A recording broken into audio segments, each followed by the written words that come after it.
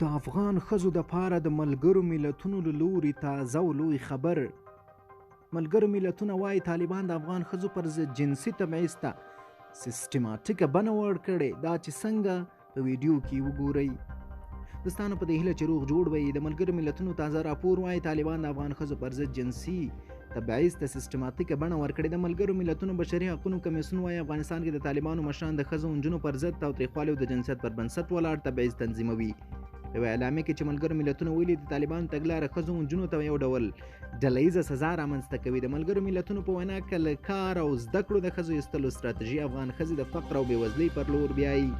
په اعلامیه کې راغلي دغه تبعیض پالیسي کار ته د ښځو ستنېدو مخنیوی، په عام محضر کې له ښځو سره د نارینه او محرم شتون لازمي کولو، له یوازې سفر کولو، په عامه ترانسپورټ کې د دوی د سفر مخنیوي او د عامه راز د کالیو برخه کې د ځانګړي بندیزونو له لارې پلي کیږي.